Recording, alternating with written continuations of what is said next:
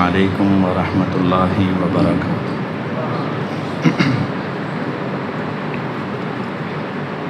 میرا گلا ٹھیک ہے، اس کا گلا خراب ہے۔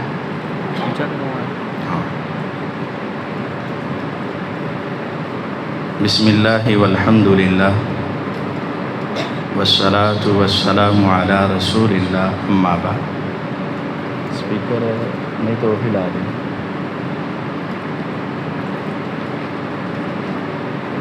اعوذ باللہ السمیع العلیم من الشیطان الرجیم، بسم اللہ الرحمن الرحیم۔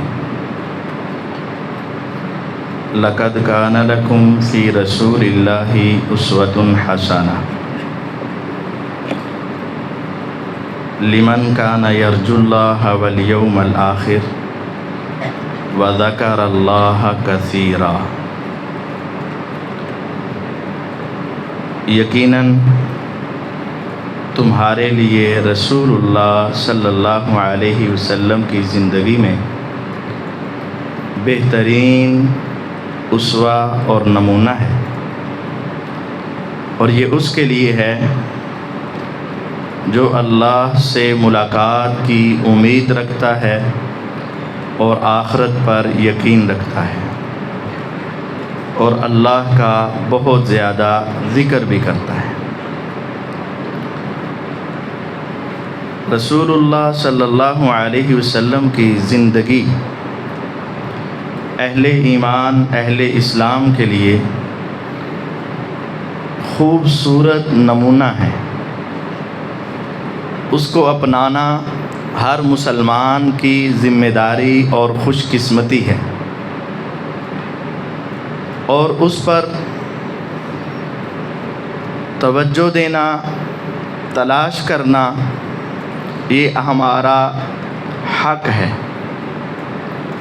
جو شخص نبی پاک صلی اللہ علیہ وسلم کے ساتھ محبت کرتا ہے، اس پر لازم ہے کہ وہ آپ کی سنتوں کو تلاش کرے اور آپ کی سیرت کا علم حاصل کرے، اور پھر اپنے آپ کو اس طرح بنانے کی کوشش کریں۔ پچھلے سال ہم نے نبی پاک صلی اللہ علیہ وسلم کی حیات طیبہ، ولادت سے لے کر وفات تک ہر سال تقریباً بیان کیا تھا۔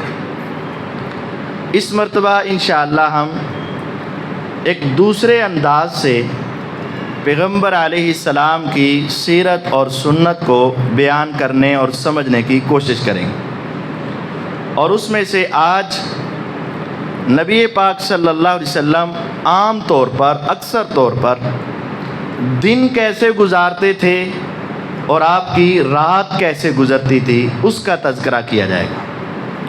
ہم اپنے اس سیریل کا آغاز پیغمبر علیہ السلام کی صبح سے کرتے ہیں۔ نبی کریم صلی اللہ علیہ وسلم یوں تو رات کو بھی کئی مرتبہ بیدار ہوتے، تہجد پڑھتے، لیکن جو آپ فجر کے لیے بیدار ہوتے، وہاں سے ہم اگلے روز فجر تک 24 گھنٹے کا جو آپ کا معمول اور عام طور پر جو کام کرتے اور واقعات پیش آتے، ان کو ہم بڑے اختصار سے بیان کرنے کی کوشش کریں گے۔ پیغمبر علیہ السلام اذان سن کر بیدار ہوتے ہیں، اذان فجر، اور جب آپ نے اذان فجر سنی تو نبی کریم صلی اللہ علیہ وسلم نے یہ ارشاد فرمایا، من قال مثل هذا یقینا دخل الجنہ۔ آپ اٹھتے ہیں اور اذان سنتے ہیں، اذان میں اللہ کی توحید، پیغمبر علیہ السلام کی رسالت کی گواہی دی۔ آپ نے سن کر فرمایا، جس نے یقین کے ساتھ ایک اذان بھی کہہ دی، میں گارنٹی دیتا ہوں وہ یقیناً جنت میں چلا جائے گا۔ پھر آپ علیہ السلام اٹھے تو سب سے پہلا عمل آپ نے کیا کیا؟ مسواک کی۔ آپ نے مسواک کی۔ نبی کریم صلی اللہ علیہ وسلم کی سنتوں میں ایک بہت بڑی سنت کیا ہے؟ مسواک کرنا۔ اب ہم اپنا بھی ساتھ ساتھ جائزہ لیں گے کہ ہمارے پاس مسواک ہے کہ نہیں۔ اگر میں آپ سے کہوں کہ جن کے پاس مسواک ہے وہ ذرا دکھائیں تو شاید حال میں سے آدھے افراد ہوں گے، لیکن ہم آپ سے کل دیکھیں گے، ہم آپ سے کل انشاءاللہ مسواک چیک کریں گے، اور ہم انشاءاللہ کل صبح کوشش کریں گے کہ صبح ہی مسواک کریں، نہیں تو ہمارے پاس کل مسواک ہر ایک کے پاس ہوگی، کیونکہ ہم پیغمبر علیہ السلام کی سیرت اور سنت سے محبت کرتے ہیں۔ آپ نے مسواک کی، مسواک کے بعد آپ نے وضو فرمایا۔ وضو پیغمبر علیہ السلام کا وہ معلوم ہے، آپ نے برتن میں ہاتھ داخل نہیں کیا، بلکہ پانی باہر نکال کر آپ نے ہاتھ دھوئے، پھر آپ نے برتن میں ہاتھ داخل کیا، پھر آپ نے وضو کیا، بسم اللہ پڑھی، ہاتھ دھوئے، ناک میں منہ میں پانی ڈالا، ناک میں پانی چڑھایا، چہرہ دھویا، بازو دھوئے، اور پھر آپ نے سر کا مسح کیا، پورے سر کا مسح، پورے ہاتھ کے ساتھ، پورے سر کا مسح پیچھے لے گئے، آگے تک لے آئے، اور پھر کانوں کا صحیح مسح کیا، گردن کا نہیں کیا۔ اللہ کی قسم اٹھا کے کہتا ہوں، کوئی ایک بھی صحیح حدیث گردن کے مسح کی نہیں۔ پھر آپ نے کانوں کا مسح کیا، پاؤں دھوئے، تو آپ کا وضو بن گیا۔ وضو بنانے کے بعد آپ نے کلمہ پڑھا، اشہد ان لا الہ الا اللہ واشہد ان محمدا عبدہ ورسولہ۔ آپ فرماتے ہیں جس نے یہ کلمہ پڑھ لیا دخل الجنہ، وہ ضرور جنت میں جائے گا۔ اور دوسری روایت میں ہے جس نے یہ وضو بنایا میری سنت کے مطابق، اور پھر اس کے اندر وضو کرنے کے بعد یہ دعا بھی شامل کر لی، اس کے لیے جنت کے 8 دروازے کھول دیے جائیں گے، وہ ان دروازوں میں جس دروازے سے چاہے گا جنت میں داخل ہو جائے گا۔ آپ نے وضو بنایا، آپ نے اس کے بعد سنتیں ادا کی، فجر کی 2 سنتیں، رکعت الفجر خیر من الدنیا وما فیہا، فجر کی 2 سنتیں، 2 رکعت، پوری دنیا اور جو کچھ اس میں ہے، عرب، عجم، امریکہ، افریقہ، پہاڑ، دریا، سمندر، صحرا، پوری دنیا اور جو کچھ اس میں ہے، روپیہ، پیسہ، یورو، ڈالر، ہیرے، جواہرات، موتی، لال، سونا، چاندی، سب کچھ فرمایا ایک طرف رکھ دو، اور دوسری طرف 2 رکعت کا ثواب رکھ دو۔ جس نے 2 رکعت سنت ادا کر لی، وہ پوری دنیا اور جو کچھ اس میں ہے اس سے زیادہ قیمتی چیز اس نے حاصل فرما لی۔ نبی کریم صلی اللہ علیہ وسلم نے قصر نماز سفر کے اندر جو پڑھتے ہیں، ظہر کی 4 کے بجائے 2 پڑھ لی، عصر کی 4 کے بجائے 2 پڑھ لی، مغرب کی پڑھی تو 3 سنتیں معاف، عشاء کی پڑھی 4 کے بجائے 2 اور سنتیں بھی معاف۔ لیکن آپ نے فجر کی سنتیں نہ سفر میں چھوڑی ہیں نہ حضر میں چھوڑی ہیں، آپ ان سنتوں کا بہت خیال رکھتے، ہمیں بھی ان کا بہت خیال رکھنا چاہیے۔ طلباء کرام سے بھی گزارش ہے کہ کبھی بھی نیند کی وجہ سے، سستی کی وجہ سے، کسی اور معاملے میں ان سنتوں کو کبھی نہ چھوڑا جائے۔ آپ نے سنتیں ادا کی۔ سیدنا بلال رضی اللہ عنہ آ کر آپ کو بلاتے اور کہتے حضور صحابہ جمع ہو گئے، آپ آ جائیں۔ یہ بات ایک نکتہ ہے، بلال رضی اللہ عنہ جا کر حضور سے فرماتے کہ آ جائیں صحابہ جمع ہو چکے ہیں، آپ نماز پڑھا دیں۔ اس کا مطلب ہے کہ نماز کا اختیار کس کے پاس تھا؟ امام کے پاس۔ بندے جمع ہو گئے تو بتا دیا جاتا، وہ آ کے پڑھا دیتے۔ یہ نہیں کہ بندے جمع ہوئے، قاری صاحب نہیں آئے، مسجد میں شور مچ گیا، ابھی آدھا منٹ رہتا ہے تو پیچھے گردنیں مڑ گئیں، ابھی سوئی پر سوئی چڑھی ہے تو قاری صاحب کی خیر نہیں ہے۔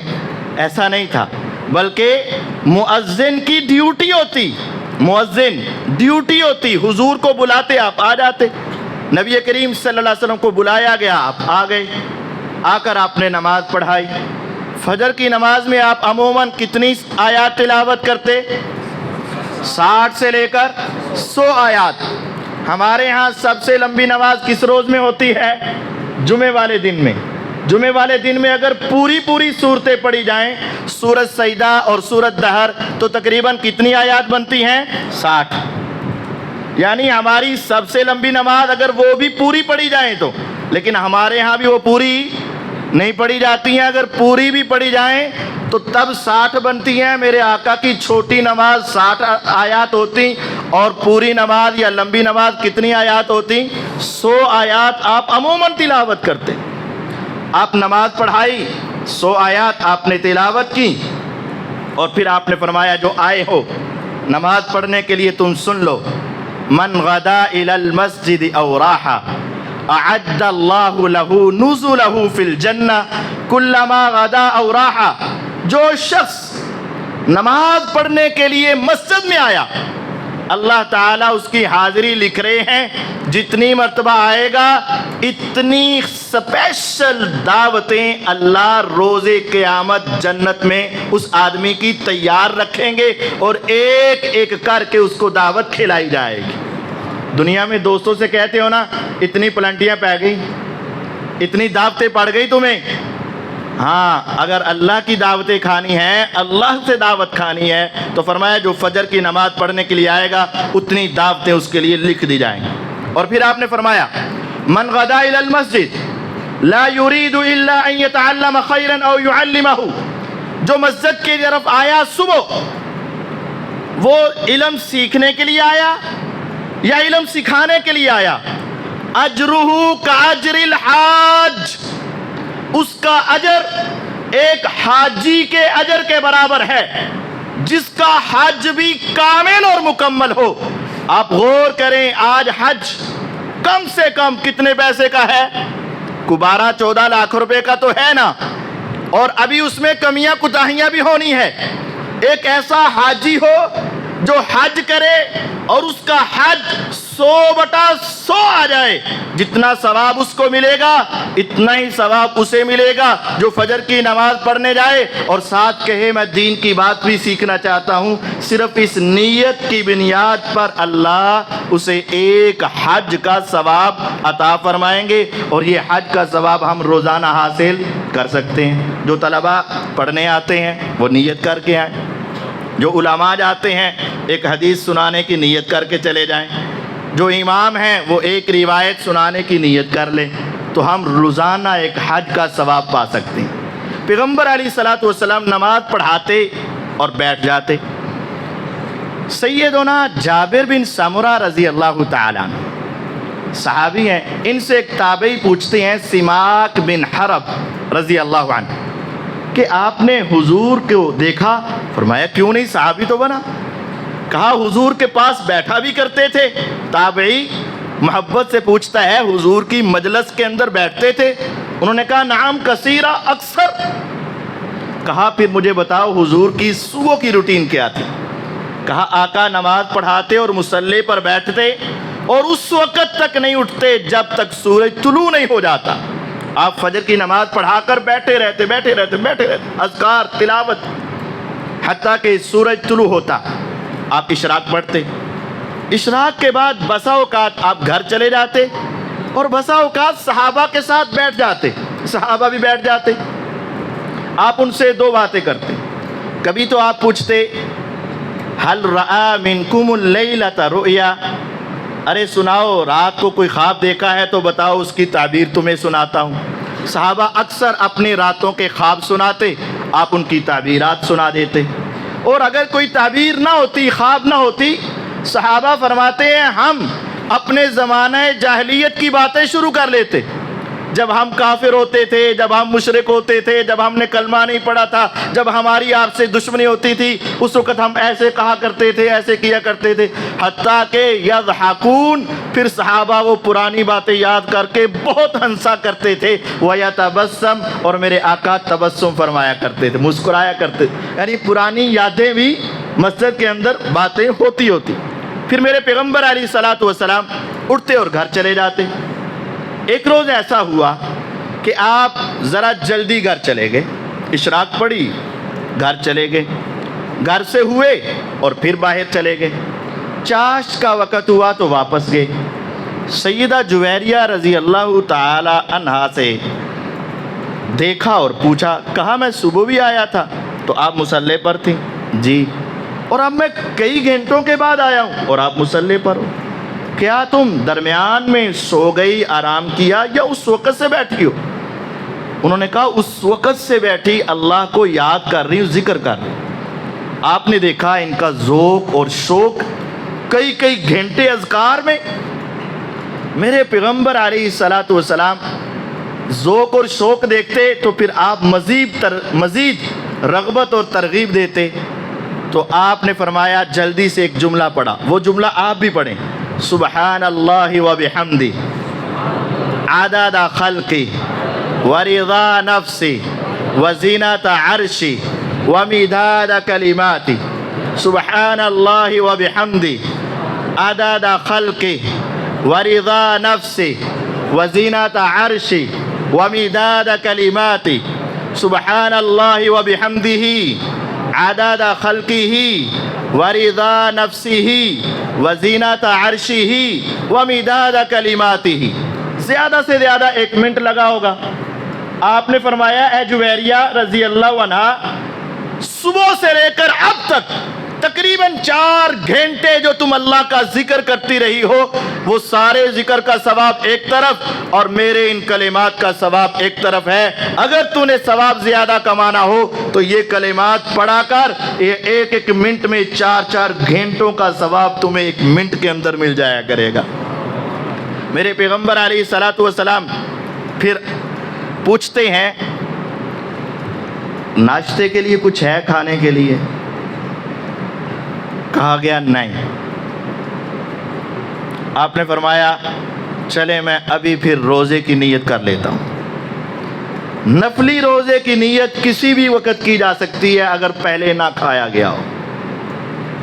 آپ نے نیت کر لی۔ ایک دن اور آیا، آپ نے فرمایا کھانے کے لیے، ناشتے کے لیے کچھ گھر میں ہے؟ کچھ ہے، پانی، دودھ، کھجور، کوئی چیز ہے؟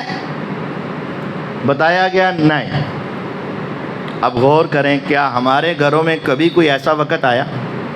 کبھی ایسا نہیں آیا، کبھی ایسا نہیں آیا۔ اللہ نہ لائے، ہم سے تو برداشت بھی نہیں ہو پائے گا، لیکن آقا علیہ الصلوۃ والسلام اس قدر حالات ایسے ہوتے بسا اوقات۔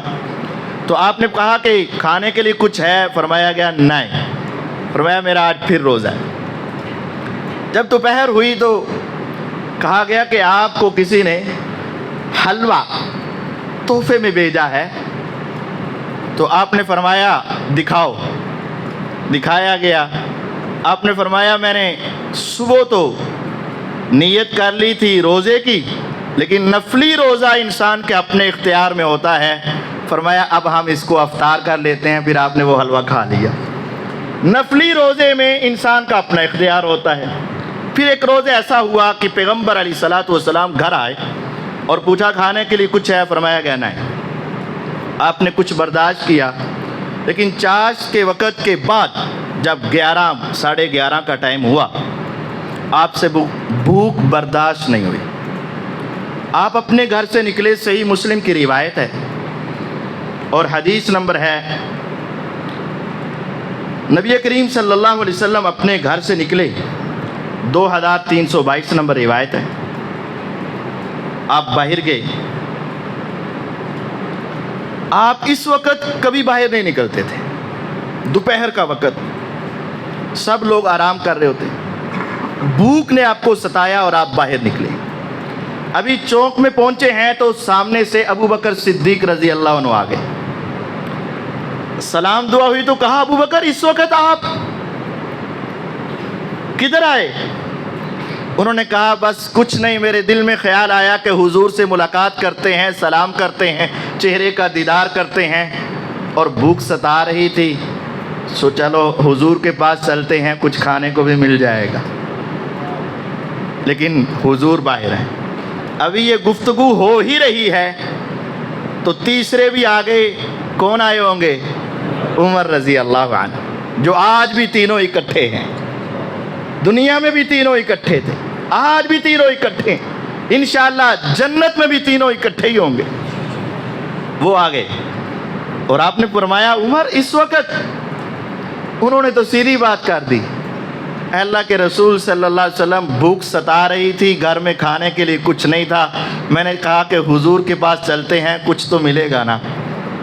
اب 3 شخصیات روئے زمین کی سب سے اعلیٰ، نبیوں میں میرے آقا سے اعلیٰ کوئی نہیں، اور ولیوں میں ان دونوں صحابیوں سے اعلیٰ کوئی نہیں، اولیاء میں سب سے اعلیٰ اور نبیوں میں سب سے اعلیٰ۔ اب تینوں نے سوچا کہ کیا کریں، تو میرے آقا کہتے ہیں ابو الہیثم کیسے عظیم انسان ہوں گے، کیسی ان کی قسمت کہ میرے آقا کے دل میں ذہن میں فوراً خیال آیا کہ ابو الہیثم کے پاس چلتے ہیں، وہ بڑا مہمان نواز ہے۔ میرے آقا دونوں ساتھیوں کو لیا، کسی کسی پر اعتبار ہوتا ہے نا، کسی کسی پہ ہمہ دعویٰ ہوتا ہے نا۔ میرے آقا چلے اور ان کے گھر پہنچ گئے، دروازہ کھٹکھٹایا، اندر سے آواز آئی، کون؟ کہا محمد صلی اللہ علیہ وسلم۔ بھاگ جاگ اٹھے، حضور آپ ہمارے گھر میں؟ پوچھا ابو الہیثم، کہا وہ ہمارے لیے ٹھنڈے پانی میٹھا پانی لینے گئے ہیں، چند لمحے ٹھہر جائیے حضور، واپس نہ جائیے گا، ہمارے دروازے سے ابھی آ رہے ہیں، واپس نہ جائیے گا، ابھی یہ گفتگو ہو ہی رہی ہے۔ تو ابو الہیثم رضی اللہ عنہ آ گئے، حضور کو دیکھا، بہت خوش ہوئے، حدیث میں چمٹ گئے، بڑی زور سے جھپکی ڈالی، بہت خوش ہوئے، آقا آپ ہمارے دروازے پر؟ بٹھایا، پانی دیا، کھجوریں رکھیں، اور کہا میں آپ کے لیے کھانے کا بندوبست کرتا ہوں۔ میرے آقا علیہ السلام فرماتے ہیں دودھ والا جانور بکری نہ کرنا، ویسے کوئی جانور کر لینا چھوٹا سا۔ انہوں نے ایک چھوٹا سا بکرا ذبح کیا اور اس کو بنانے لگے، پیچھے سے نبی کریم صلی اللہ علیہ وسلم، ابو بکر رضی اللہ عنہ، عمر رضی اللہ عنہ کھجوریں کھا رہے ہیں، پانی پی رہے ہیں۔ میرے آقا نے کیا کہا؟ شخصیات دنیا کی سب سے اعلیٰ اور کھا رہے ہیں ڈوکے کھجوریں اور پی رہے ہیں پانی، بیٹھے ہیں ایک درخت کے سائے میں۔ میرے آقا فرماتے ہیں ظل بارد وماء بارد، یہ پانی بھی ٹھنڈا، سایہ بھی ٹھنڈا، اور کھجور بھی میٹھی۔ ابو بکر تمہیں پتہ ہے ثم لتسألن یومئذ عن النعیم، اس کھانے کے بارے میں بھی ہمیں روز قیامت پوچھا جائے گا۔ گھر میں کچھ نہیں تھا، چند کھجوریں کھانے کو ملی، تو آپ فوراً یہ فرما رہے اس کے بارے میں بھی تم سے پوچھا جائے گا کہ ان نعمتوں کو کھا کر تو نے اس کا شکر کیا ادا کیا۔ اور آج ہم کیا کھا رہے ہیں، کیا پی رہے ہیں، اور کیا نعمتوں میں جی رہے ہیں، لیکن اس کے بعد ہماری سوچیں کیسی ہیں اور زبانیں کیسی۔ تھوڑی دیر کے بعد وہ آپ کے سامنے لے آئے کھانا بھی، میرے پیغمبر علیہ الصلوۃ والسلام نے کھانا کھایا، صحابہ نے کھانا کھایا، اور آپ نے پوچھا ابو الہیثم تم خود پانی لینے گئے تھے، کوئی خادم نہیں ہے تیرے پاس؟ کہنے لگے حضور نہیں، خادم کوئی نہیں، غلام کوئی نہیں، خود ہی کام کاج کرتا ہوں۔ فرمایا اچھا ہمارے پاس خادم آئیں گے نا تو میرے پاس آنا، غلام آئیں گے، میں تمہیں دوں گا، میں تمہیں دوں گا۔ چند دن کے بعد حضور کے پاس 2 غلام آ گئے۔ ابو الہیثم رضی اللہ عنہ کو پتہ چلا تو یہ پہنچ گئے، اللہ کے رسول صلی اللہ علیہ وسلم وعدہ یاد ہے، آپ نے کہا تھا خادم آئیں گے تو ایک دوں گا، تو آگے ہیں تو دے دیں۔ آپ نے فرمایا ان میں سے کوئی لے لے۔ اب صحابہ کا حضور سے پیار چیک کیجیے، کہنے لگے اختر لی یا رسول اللہ، اے اللہ کے رسول صلی اللہ علیہ وسلم آپ اپنی پسند بتائیں، میں اپنی مرضی نہیں کروں، آپ اپنی پسند بتائیں، میں نے آپ کی پسند کا لینا۔ میرے آقا کی پسند کیا تھی؟ میرے آقا کی کیا پسند تھی؟ ہمیں کہا جائے غلام مل رہا ہے، کام کروانے ہیں تو نے، تو ہم فوراً چیک کریں گے جسم کس کا مضبوط ہے، ہاتھ کس کے مضبوط ہیں، کام کون زیادہ کرے گا، مشقت کون زیادہ اٹھائے گا، مجھے فائدہ کون زیادہ دے گا۔ ایسے ہی ہوگا نا، ہم تو مزدور لینے جائیں ایک دن کے لیے تو سارا کچھ چیک کرتے ہیں، ساری دن مزدوری کون بہتر کرے گا۔ اب ایک صحابی ساری زندگی کے لیے غلام مانگ رہے ہیں، کہا حضور آپ پسند کریں۔ میرے آقا نے کہا اگر میری پسند لینی ہے تو یہ غلام لے لے جو سیاہ کلر کا ہے، اور پھر آپ نے جو اس کی پسند کی وجہ بتائی، وہ میں آپ کے دلوں میں ڈالنا چاہتا۔ فإنی رأیتہ یصلی، میں نے اسے دیکھا تھا یہ نماز بڑی دھیان سے پڑھ رہا تھا، اس وجہ سے میں کہہ رہا ہوں اگر غلام رکھنا ہے تو اس کو رکھ لو۔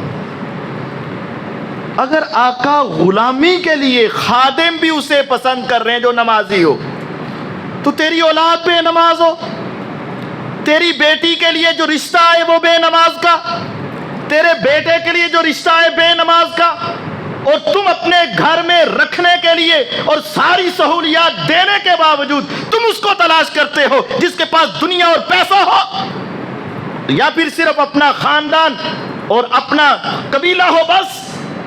میرے پیغمبر علیہ الصلوۃ والسلام نے کسے پسند کیا؟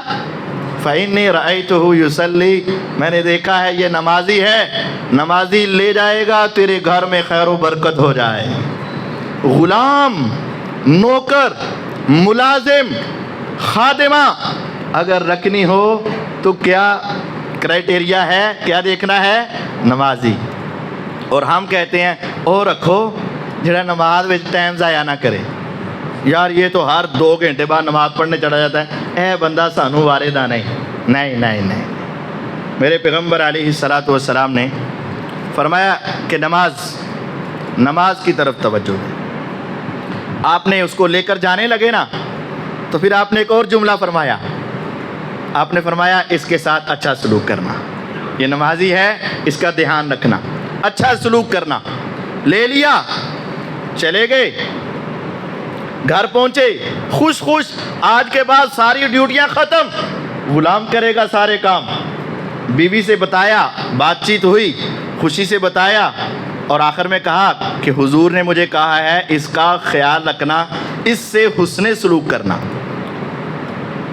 عورت بہت سمجھدار تھی۔ اے اللہ ہمارے گھروں میں بھی ایسے عقل مند اور دانا اور دین سے محبت اور آقا کی بات سے محبت کرنے والی بیٹیاں، بہویں اور بیویاں عطا فرما۔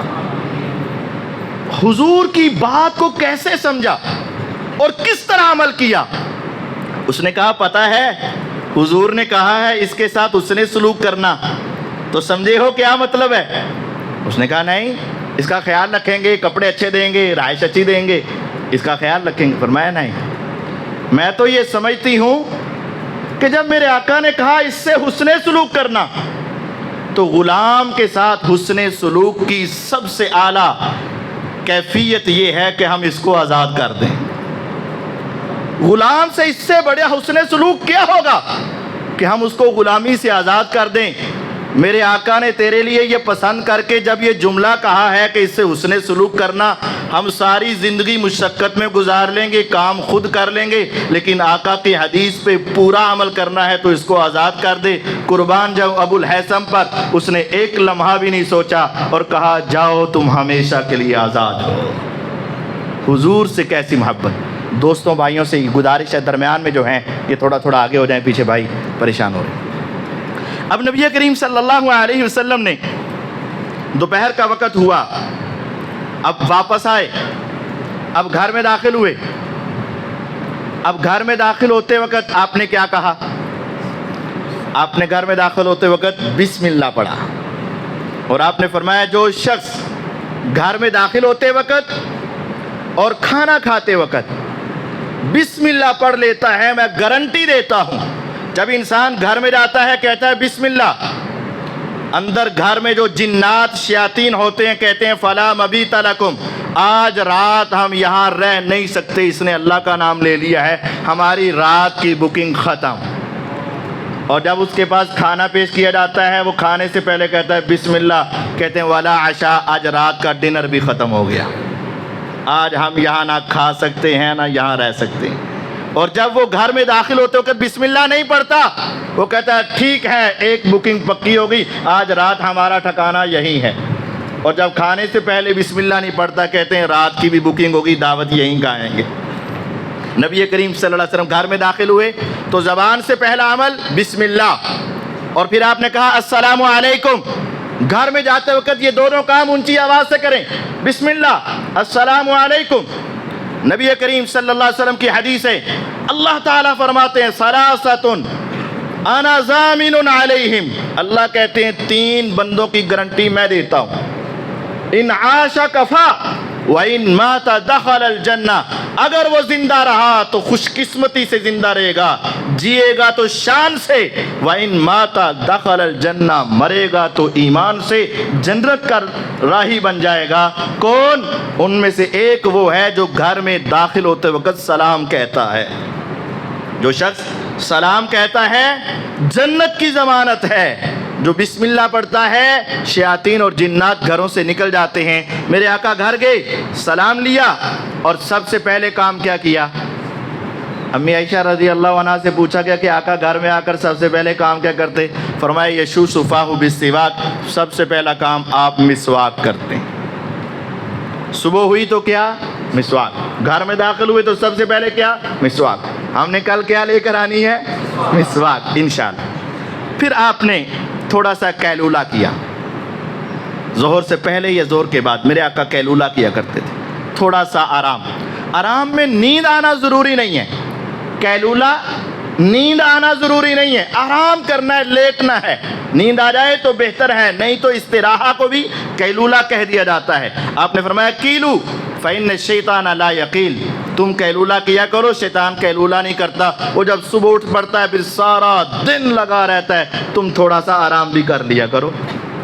پھر آپ نے آرام کیا، ظہر کا وقت ہوا، اذان ہوئی، آقا مسجد میں پہنچے، مسجد میں آپ نے نماز پڑھی تو ظہر کے بعد آپ کے پاس وفد آیا کرتے تھے، دوسرے علاقوں سے، دوسرے ملکوں سے وفد آتے تو ظہر کے بعد آپ ان سے ملاقات کیا کرتے۔ ظہر کے بعد ایک روز ایک وفد آیا مضر قبیلے کا، مضر قبیلے سے افراد آئے، لوگ آئے۔ میرے پیغمبر علیہ السلام نے ان کی غربت کی حالت دیکھی تو آپ نے صحابہ کو آواز دی، جمع کر لیا اور آپ نے فرمایا صدقہ کرو۔ غریبوں کو دیکھ کر جمع کر کے فنڈ مانگنا بھی میرے نبی کی سنت ہے۔ آج سیلاب والوں کے لیے آپ احباب سے گزارش ہوتی ہے آپ ان کے ساتھ ہر قسم کا تعاون کریں۔ نبی کریم صلی اللہ علیہ وسلم نے ان غریب وفد والوں صحابہ کو دیکھا تو آپ نے دوسرے صحابہ کو جمع کیا، کہا فنڈ دو۔ اب صحابہ فنڈ دینے لگے۔ سب سے پہلے جو شخص لے کر آیا، اتنا مال لے کر آیا کہ اس سے اٹھایا نہیں گیا، قریب تھا کہ گر جاتا، تاکہ ہاتھ سے گر ہی گیا، یعنی وہ توڑا ہاتھ سے گر گیا۔ میرے پیغمبر علیہ الصلوۃ والسلام نے فرمایا من سن فی الاسلام سنتا حسنہ فلہ اجرھا واجر من عمل بها، جس نے سنت حسنہ کا آغاز کیا اس کے لیے اپنا بھی اجر ہے اور اس کو دیکھ کر عمل کرنے والوں کا بھی اجر ہے۔ جب اس نے اتنا مال دیا پھر صحابہ گئے، ہر چیز لے کر آئے، کھانے کی، پینے کی، پہننے کی، جووں کے ڈھیر لگ گئے، وہاں گندم کے ڈھیر لگ گئے اور وہاں کھجوروں کے ڈھیر لگ گئے، کپڑوں کے ڈھیر لگ گئے، ہر چیز آ گئی۔ میرے آقا علیہ الصلوۃ والسلام دیکھا اور مسکرا پڑے، ہنس رہے، آپ کے چہرے ایسے ہے جیسے چاند ہے چمک رہا۔ پھر آپ نے فرمایا دیکھو سب سے پہلے جو صدقہ لے کر آیا تھا نا، اس کو دیکھ کر پھر تمہارے بھی حوصلے بڑھے، تو جتنا تم سب کو ثواب ملا ہے اتنا اس اکیلے کو ثواب مل گیا۔ ایک ہوتی ہے سنت حسنہ، ایک ہوتی ہے بدعت۔ سنت حسنہ یہ ہے کہ جس کا اسلام میں وجود ہو، آپ نے کہہ دیا تو وجود آ گیا نا، اب اس پر سب سے پہلے جو عمل کرے اور اس کو دیکھ کر دوسرے عمل کریں اسے سنت حسنہ کہتے ہیں، اور جس کا وجود ہی نہیں اس کو شروع کیا جائے تو اسے بدعت حسنہ کہتے ہیں یا بدعت کہتے ہیں۔ یہ بدعت حسنہ ہو یا دوسری ہو، بدعت بدعت ہی ہوتی ہے، اس کے اندر گمراہی ہی ہوتی ہے۔ بدعت کبھی بھی اچھی نہیں ہو سکتی، لیکن حسنہ سنت حسنہ جس کا حضور سے ثبوت موجود ہو اسے سنت حسنہ کی۔ آپ وفد والوں کے ساتھ لگے رہے حتیٰ کہ آپ کی ظہر کی بعد والی سنتیں رہ گئیں۔ اب عصر کی نماز ہو گئی، عصر کی نماز کا وقت ہوا تو پتہ چلا کہ قبا مسجد کے پاس بنی عمر بن عوف کے محلے میں دو قبیلوں کی آپس میں لڑائی ہو گئی. نبی کریم صلی اللہ علیہ وسلم بلال رضی اللہ عنہ سے کہہ کر گئے کہ میں ابھی آتا ہوں، اگر آ گیا تو ٹھیک ہے، ورنہ ابو بکر رضی اللہ عنہ سے کہنا وہ تمہیں نماز پڑھا دیں. یہاں سے پتہ چلتا ہے حضور بہت ذمہ دار تھے. آپ اپنا بتا کر گئے ہیں، اگر میں آ گیا تو ٹھیک ہے، ورنہ کسے کہنا؟ ابو بکر رضی اللہ عنہ سے کہنا وہ نماز پڑھا دیں. دو باتیں سمجھ آئیں. حضور اپنی ذمہ داری کا بڑا خیال رکھتے تھے. چپ کر کے بھی چلے جاتے تو کون پوچھتا؟ کوئی نہیں، لیکن آپ بتا کر گئے. اور دوسری بات یہ ہے کہ آپ نے اپنے بعد کس کو منتخب کیا مصلی کے لیے؟ ابو بکر رضی اللہ عنہ. اس سے بہتر دنیا میں کوئی نہیں. لیکن جب نماز کا وقت ہوا حضور نہیں آئے. اب بلال رضی اللہ عنہ حضرت ابو بکر رضی اللہ عنہ کے پاس آئے، اذان ہو چکی ہے، حضور نہیں آئے، صحابہ جمع ہیں، میں اقامت کہتا ہوں تم نماز پڑھا دینا، حضور نے اجازت دی ہوئی ہے. بلال رضی اللہ عنہ نے کہا تو ابو بکر رضی اللہ عنہ آگے نماز پڑھائی. جب آپ نماز پڑھا رہے تھے تو درمیان میں حضور آ گئے. اب جب حضور آئے صحابہ کو پتہ چل گیا نماز میں. اب صحابہ اپنے ہاتھ پہ اس طرح ہاتھ پہ ہاتھ مارنے لگے بار بار. ابو بکر رضی اللہ عنہ بڑی توجہ سے نماز پڑھا رہے ہیں، دیکھتے ہی نہیں. لیکن جب زیادہ ہاتھ پر ہاتھ لگنے لگے، ہر طرف سے آوازیں آنے لگی، تو پھر انہوں نے اپنی نگاہ پھیری، چہرہ نہیں پھیرا. اسے عربی میں التفات کہتے ہیں کہ صرف آنکھ گھمائی جائے، چہرہ اپنی جگہ پہ قائم رہے، صرف آنکھوں کو دائیں بائیں کر کے دیکھا جائے. انہوں نے کہا کہ ہر کوئی یہ آواز نکال رہا ہے، کوئی مسئلہ ہے. تو دیکھا تو حضور آ گئے، پیچھے ہٹنے لگے. تو میرے آقا علیہ السلام نے اشارہ کیا کہ اپنی جگہ پر رہو. انہوں نے نماز ہی ہاتھ میں، نماز کے اندر ہی اپنے ہاتھ اٹھا دیے. کہا الحمدللہ حضور، یہ آپ کا ہمارے اوپر احسان ہے کہ آپ نے ہمیں نماز پڑھانے کی اجازت دی، لیکن جب آپ آ جائیں تو پھر کوئی اور امام نہیں ہو سکتا. صحیح بخاری کی حدیث ہے. وہ پیچھے ہٹ گئے، میرے نبی علیہ السلام آگے آئے اور آپ نے جماعت کروائی. جب حضور موجود ہوں، جہاں حضور آ جائیں وہاں کوئی اور کی امامت نہیں چلتی ہے بھائی. تو اگر حضور یہاں بھی ہوں تو بھائی پھر ہم نماز تو نہیں پڑھا سکتے. ابو بکر رضی اللہ عنہ جیسی شخصیت پیچھے ہٹ گئی. صحیح بخاری کی حدیث ہے. نبی کریم صلی اللہ علیہ وسلم آگے آئے، آپ نے نماز پڑھائی. نماز پڑھا کر ابھی بیٹھے ہیں تو ایک عورت آ گئی، اور وہ عورت سیاہ رنگ کی عورت. عبداللہ بن عباس رضی اللہ عنہ اپنے شاگرد سے کہتے ہیں تمہیں دنیا میں چلتی پھرتی جنتی عورت دکھاؤں؟ اس نے کہا ہاں. فرمایا یہ سیاہ رنگ کی عورت جو جا رہی ہے یہ جنتی ہے. کہا تمہیں کیسے پتا چلا؟ کہا ایک روز ہم بیٹھے ہوئے تھے رسول اللہ صلی اللہ علیہ وسلم کے پاس اور یہ عورت آئی تھی. اور یہ بات بڑی قابل غور ہے. اس نے کہا حضور مجھے مرگی کا دورہ پڑتا ہے، چلتی چلتی گر جاتی ہوں گلی کے اندر، بے ہوش ہو جاتی ہوں، ہوش نہیں رہتا، مرگی کا دورہ ہے. اور جب میں گر پڑتی ہوں تو میرے جسم سے پردہ ہٹ جاتا ہے، مجھے پتہ نہیں چلتا ہے. تو آپ اللہ سے دعا کر دینا، مولا آپ کی موڑتا ہی نہیں ہے، آپ اس سے دعا کریں اللہ میری اس بیماری کو ختم کر دے. آپ نے فرمایا ان شئت صبرت فلک الجنہ و ان شئت دعوت لک. اگر چاہو تو صبر کرو، جنت کی گارنٹی ہے، اور اگر چاہو تو میں دعا کر دیتا ہوں تم صحت یاب ہو جاؤ گی. اب اس کے سامنے دو باتیں آ گئی، یہ زندگی سکون سے گزار لے یا ہمیشہ کی زندگی کے اندر لطف اٹھا لے. اس عورت نے سمجھداری کا مظاہرہ کیا. اس نے کہا حضور اگر تو یہ بات ہے آپ صبر پر جنت کی ضمانت دیتے ہیں تو میں سب کچھ برداشت کر لیتی. گرتی ہوں تو گر جاؤں، چوٹ لگتی ہے تو لگ جائے، مجھے کوئی پرواہ نہیں. زندگی مشکل ہے تو ہو جائے، لیکن اگر آپ گارنٹی دیتے ہیں کہ جنت کی ضمانت ہے تو مجھے قبول ہے، پھر آپ دعا رہنے دیجیے.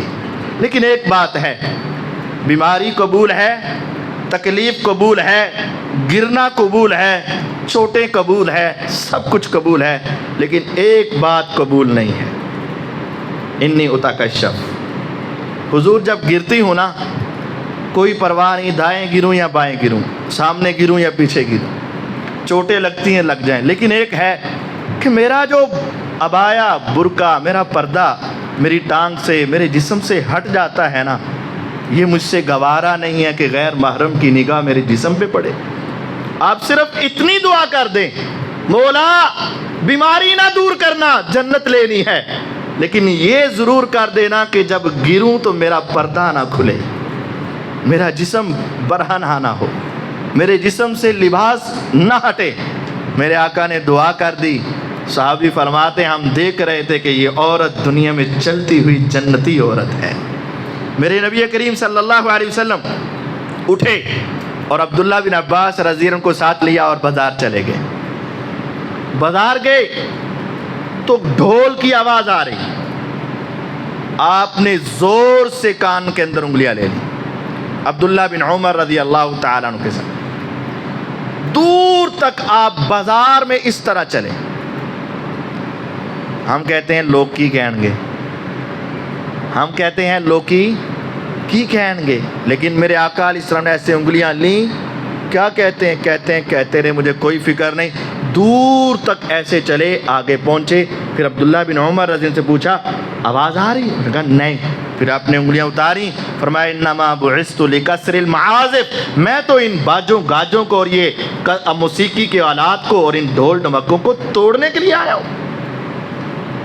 میرے آقا علیہ السلام تو یہ آواز سننا پسند ہی نہیں کرتے، آپ فرماتے یہ شیطانی آوازیں ہیں۔ اور ہمارے ہاں آج کل بزرگوں کے ساتھ محبت کا اظہار ہی ایسے کیا جاتا ہے۔ اللہ کے بندو، یہ میرے آقا کی سیرت نہیں ہے۔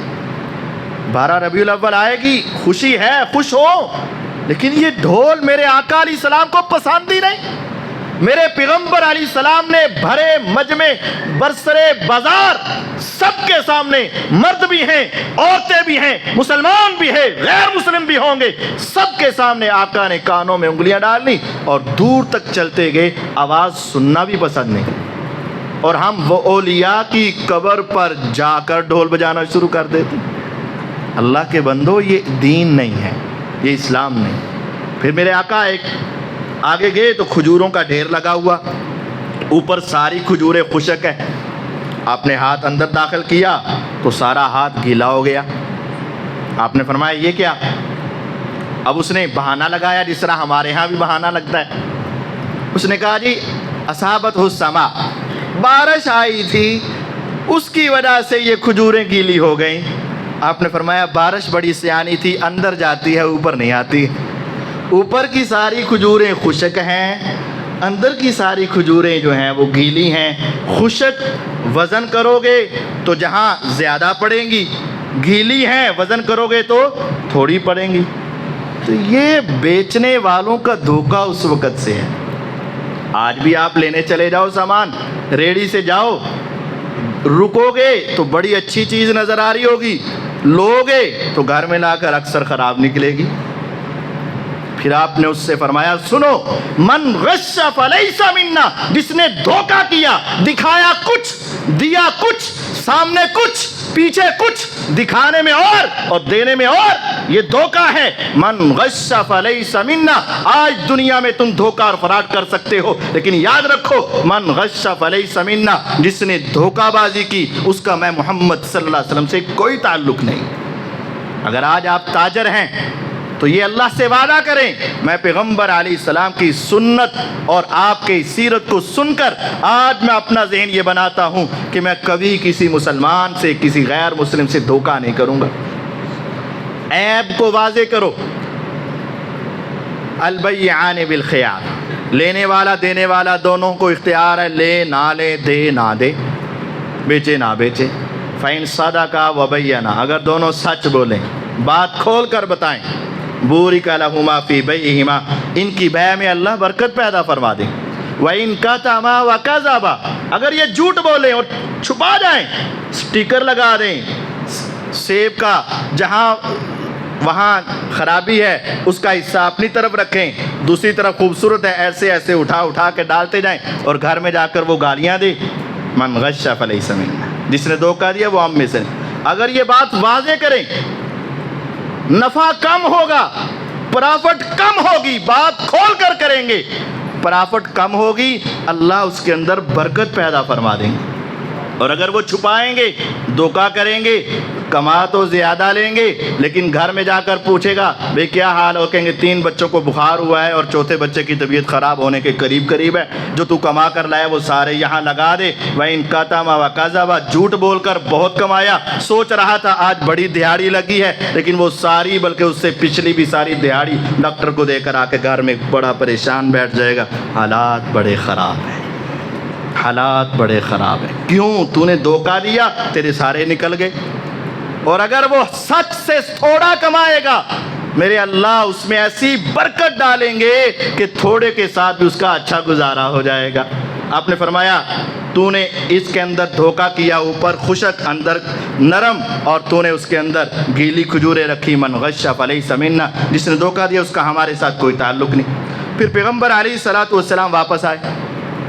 آپ پھر اپنے عصر کے بعد ساری ازواج مطہرات کے گھروں میں چکر لگاتے، روزانہ کی روٹین آپ کی۔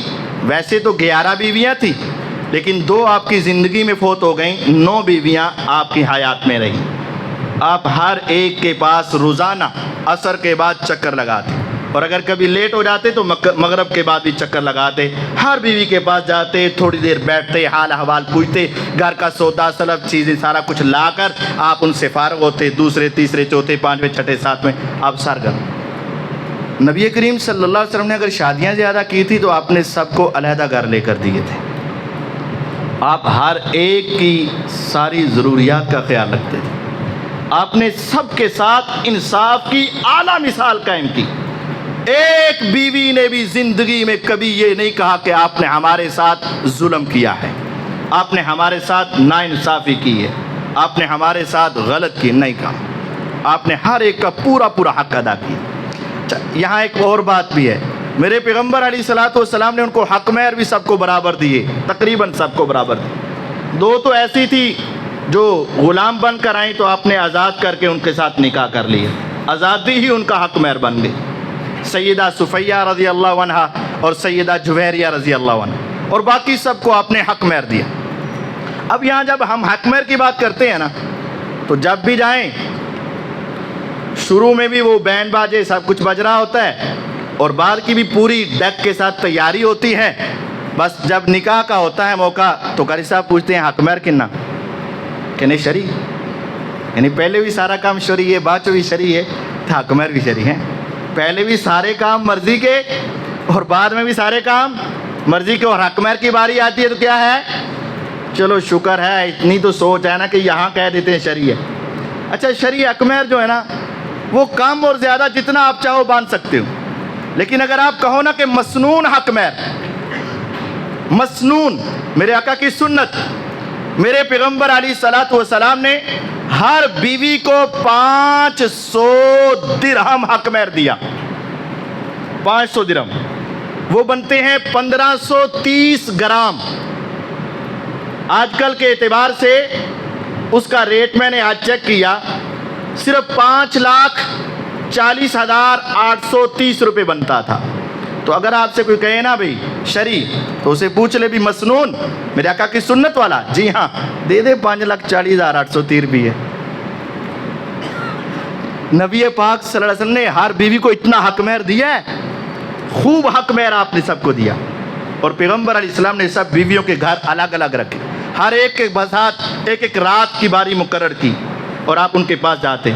آپ ایک روز سیدہ عائشہ رضی اللہ عنہ کے پاس آئے، عصر کے بعد سیدہ عائشہ رضی اللہ عنہ کے پاس آئے تو پیچھے سے سیدہ حفصہ رضی اللہ عنہ، انہوں نے کوئی اچھا کھانا بنا لیا، انہوں نے اپنی خادمہ کو دیا، اور خادمہ سے کہا کہ لے جاؤ حضور کے گھر میں دے آؤ، جہاں تلاش کرو جہاں حضور ہیں ان کو جا کے دے آؤ۔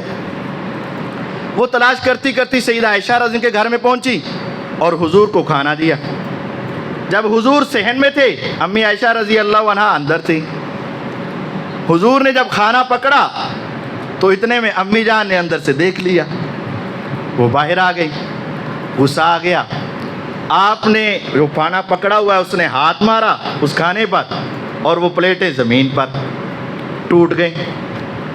اب ہمارے جیسا ہوتا تو کیا کرتا بھائی؟ 2-4 گالیاں دیتا یا ہاتھ بھی اٹھا لیتا، تیری جرت کیا انجوئی۔ لیکن نبی کریم صلی اللہ علیہ وسلم اپنے گھر والوں کے ساتھ بہت نرم، انتہائی نرم۔ آپ نے اللہ کی قسم ایک جملہ بھی ان کے خلاف نہیں بولا۔ آپ نے خود آگے بڑھے، پلیٹ اٹھائی، اندر لے گئے، اندر سے ایک صحیح سالم پلیٹ اٹھائی، لا کر اس عورت کو دی، کہا تو جا، غارت امکم، بس تمہاری ماں کو تھوڑا سا غصہ آ گیا، تو چل۔ آپ نے پھر نیچے سے سارا خود اٹھایا، خود آپ نے وہ سالن وغیرہ اٹھایا جو بھی تھا، اور آپ نے پھر اندر رکھا، اور آپ نے ایک جملہ بھی سیدہ عائشہ رضی اللہ عنہ کے خلاف نہیں بولا۔ آپ نے فرمایا خیرکم خیرکم لأہلی، اے میرے صحابہ تم میں سب سے بہتر وہ ہے جو اپنے اہل خانہ سے بہتر ہو، اور میں تمہیں ایک چیلنج کرتا ہوں، وَأَنَا خَيْرٌ لِأَهْلِي، تم میں سے کسی ایک کی ایک بیوی، کسی کی 2، کسی کی 3، کسی کی ہوں گی 4، لیکن میری 9 ہیں، لیکن چیلنج یہ ہے کہ تم سب سے اچھا سلوک کرنے والا میں محمد صلی اللہ علیہ وسلم اپنے گھر والوں کے ساتھ، میں سب سے اچھا، نرم اور انتہائی نرم۔ پیغمبر علیہ الصلوۃ والسلام نے اپنی بیویوں کے ساتھ بہت محبت والا سلوک رکھا، بہت پیار والا سلوک رکھا۔ اب مغرب ہو گئی، آقا نے مغرب کی نماز ادا کی، گھر آگے جس کی باری ہے مغرب سے شروع ہو جاتی، کیونکہ رات ہو گئی، مغرب سے رات ہو گئی، جس کی باری ہے آپ ایک ایک باری کرتے جاتے۔ اب مغرب کے بعد آپ ان کے پاس بیٹھتے، حال احوال پوچھتے، لیکن عشاء سے پہلے سوتے نہیں تھے۔ کان یکرہ النوم قبلہا والحدیث بعدہا، عشاء سے پہلے سونا ناپسند اور عشاء کے بعد باتیں آپ کو ناپسند تھیں۔ عشاء کے بعد فضول باتیں، مہمان آ جائیں تو بات چیت ہو سکتی ہے، دین کی تعلیم ہو تو بات چیت ہو سکتی ہے، مہمان آ جائے تو بات چیت ہو سکتی ہے، دین کی تعلیم ہو بات چیت ہو سکتی ہے، یا میاں اور بیوی آپس میں بات چیت کر، اس کے علاوہ چوتھی کوئی آپشن نہیں ہے۔ میرے پیغمبر علیہ الصلوۃ والسلام عشاء کے بعد باتیں کرنا ناپسند کرتے تھے، لیکن ہماری مارکیٹیں کھلتی ہی رات کو، ہماری محفل جمتی ہی رات کو ہے، ہمارے بیٹھنے کا موقع ہی رات کو ہے، اور ہماری ایک دوسرے کے ساتھ ڈیلنگ ہی رات کو ہے۔ آپ دیکھ لیں، نہیں، یہ ہمارے اندر بہت بڑی کمی ہے۔ کیوں؟ اگر آپ عشاء سے پہلے سو گے تو ہو سکتا ہے آپ کی عشاء رہ جائے، اور اگر آپ عشاء کے بعد لیٹ سو گے تو فجر رہ جائے گی، اور اکثر کی رہتی ہے۔ جب تہجد ہوتی ہے، اٹھنے کا موقع آتا ہے، ہم سو جاتے ہیں۔ میرے پیغمبر علیہ الصلوۃ والسلام عشاء کے بعد جلدی سو جایا کرتے۔ آپ عشاء کی نماز پڑھنے گئے، عشاء کی نماز لیٹ کرنا زیادہ ثواب ہے، لیکن آپ لوگوں کا خیال رکھتے ہوئے وقت شروع ہوتا تھوڑی دیر کے بعد آپ عشاء کی نماز پڑھ لیتے، عشاء کی نماز پڑھ کے آپ آ جاتے۔ آج آپ عشاء کی نماز پڑھ کر آئے، سیدہ عائشہ رضی اللہ عنہا کی باری، لیکن وہ نہیں آئی، آپ گھر میں انتظار کر رہے ہیں۔ وہ بھی عشاء کی نماز جماعت سے پڑھنے کے لیے مسجد میں گئی ہوئی تھی، صحابیات 5 نمازیں مسجد میں جا کر جماعت سے پڑھا کرتی تھی۔ آپ نے انتظار کیا، نہیں آئی، کافی دیر کے بعد آئیں تو آپ نے فرمایا عائشہ اتنی دیر؟ کہا حضور میں عشاء کی نماز پڑھ کے آنے لگی تو ایک شخص مسجد میں قرآن کی تلاوت کر رہا تھا، وہ تلاوت اس قدر خوبصورت تھی کہ میرا آنے کو جی نہیں چاہ رہا تھا۔ آپ نے فرمایا ابھی وہ کر رہا ہے؟ کہا حضور پڑھ رہا ہے۔ میرے آقا علیہ الصلوۃ والسلام کو خوبصورت قرآن کی تلاوت سے بڑی محبت تھی۔ آپ بھی رات کو سونے سے پہلے ویڈیو دیکھتے تو ہو سبھی، قرآن سن لیا کرو، خوبصورت قرآن سے محبت کرو، قرآن سنا کرو۔ نبی کریم صلی اللہ علیہ وسلم حضرت عائشہ کو لے کر چلے گئے دوبارہ مسجد میں، اور آپ نے جا کر قرآن سنا، اور آپ نے فرمایا پتہ ہے یہ کون ہے؟ یہ سالم ہے، سالم مولا ابی حذیفہ۔ آپ نے ان کی خوبصورت تلاوت سنی، فرمایا الحمدللہ الذی جعل فی امتی مثل ھذا، مولا تیرا شکر ہے کہ تو نے میری امت میں اس جیسے ہیرے بھی پیدا کیے ہوئے ہیں۔ اور سالم ایک غلام تھے، سالم ایک غلام تھے جس کے مالکہ نے اس کو آزاد کر دیا تھا۔ ابو حذیفہ کی بیوی ام حذیفہ، اس کا یہ غلام تھا، اس نے آزاد کیا۔ ابو حذیفہ کہتے تھے یہ غلام آزاد ہو گیا لیکن میں نے اس کو اپنا بیٹا بنا لیا، سالم کو اپنا بیٹا بنایا ہوا تھا۔ یہ وہی سالم ہے ابو بکر صدیق رضی اللہ عنہ کے دور میں، جب مسیلمہ کذاب دجال کے ساتھ مسلمانوں کا مارکا ہوا۔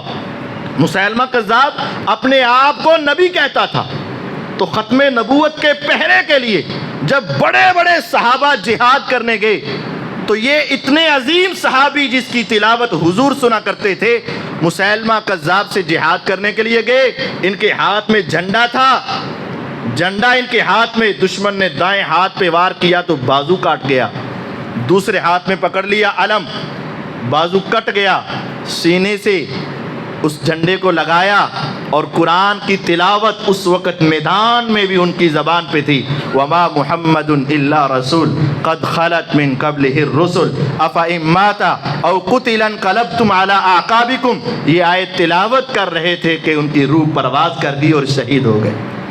یہ سالم رضی اللہ عنہ کی تلاوت سنی، پھر گھر میں آئے، نبی کریم صلی اللہ علیہ وسلم نے اپنی قمیض اتار دی، ردا، جس طرح تہبند باندھتے اس طرح اوپر چادر بھی لیتے تھے، تو آپ نے وہ اتاری اور ایک جگہ پہ رکھا دی۔ گھر میں خامد اپنی قمیض اتار کر بھی سو سکتا ہے، یہ آقا کی سنت ہے۔ آپ نے وہ ردا اتاری، آپ لیٹ گئے۔ سیدہ عائشہ رضی اللہ عنہا نے بھی اپنا دوپٹہ وغیرہ چادر وغیرہ اتاری، لیٹ گئے۔ حضور ابھی سوئے نہیں، سیدہ عائشہ رضی اللہ عنہا ایسے لیٹی جیسے محسوس ہوا کہ سو گئی۔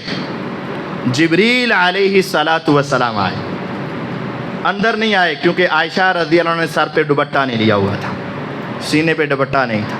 جبریل بھی باہر کھڑے ہو گئے، جن کا حیا آسمان کے فرشتے کرے، آج دنیا ان کے اوپر زبان درازی کرے۔ یہ تو روز قیامت پتہ چلے گا کہ کس نے امی عائشہ کے بارے میں زبان درازی کی۔ مرزا جیلمی نے بھی کر رکھی ہے، باغی کہتا ہے، اور دوسرے تو ہیں ہی ہیں۔